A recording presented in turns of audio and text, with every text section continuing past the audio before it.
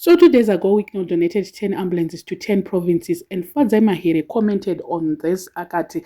Hypothetically speaking, munhu akaba over $5 million from a state solar farm project, then they donate 10 ambulances to the country.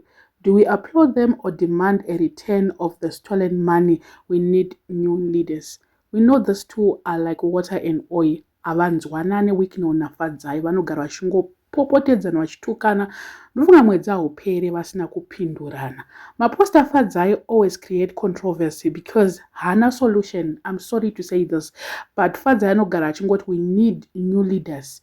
Mari iri kubiwa yazodai so, but iye naChamisa vakangofanana, vakapiwa mukana wavo vakaita opposition party vakakampeina, but vakanyatsotiratidza kuti havana kurongeka. All the same, we are not praising mbavha iyo Wicknell.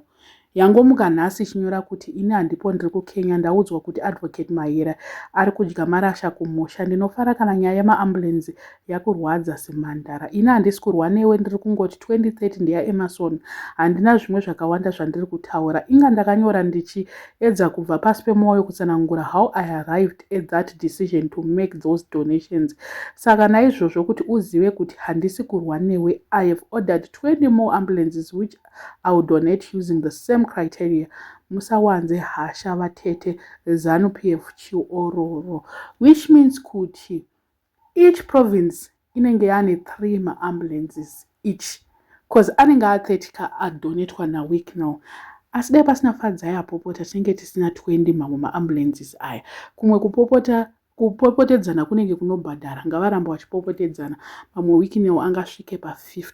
Problem is we love those who abuse us. Ndatoona kuti nestatement iyo yekungonzi 20 more vanhu vari kufara zvisingatomboite izvezvi zvikanzi Wicknell ndiwo huchi manje, hatisati tamboona zvakadai. So baba Minana vari kuita Minana, ndo zvazara nevanhu vachitaura as we speak.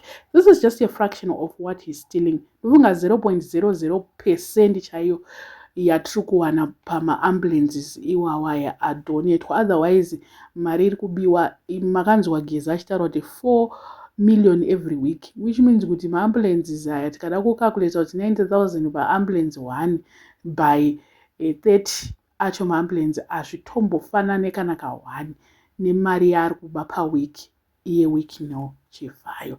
So ngatisavharwe futi meso nezvigananda izvi. Mainzwa here 2030? Mainzwawo here kana kuti ndindega ndainzwa yataurwa naDzamba Rafuta? Aiwa, tiri kufidza chaiko chaiko kwatichaita kuzosvika tisvike 2030 chingonzi 2030 ndiyaidika ma1 chaiwo chaiwo andiri kuona.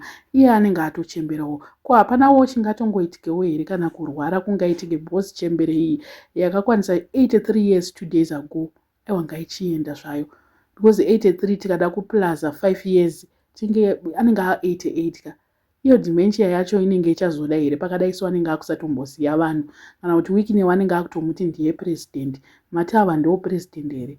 Ndo zvinenge zvatovapo ipapo. Hatisi kunyatsoziva zvedu kuti zvinhu zvacho zvinenge zvakamira sei pamberi apo, but zvekunzi yanzi ZANU-PF chiororo, aiwa izvozvo vari kuoro. Minoti chiri kuorerani chiZANU-PF chacho chiororo kunani handizivi, whilstly the masses are suffering the way we are suffering. Regai tione zvedu kuti zvinhu zvacho zvinenge zvakamira sei pamberi apo. Otherwise at least half a loaf is better than nothing. Kana tatombowanawo 30 hatani tisinga-expect, because in a functional country, when a country is functioning well, munhu ukatongofona ukangodhaila, bvunzai vanoshandisa 911, ungodhaila kudai so ameno ndo maemergency here, I don't know.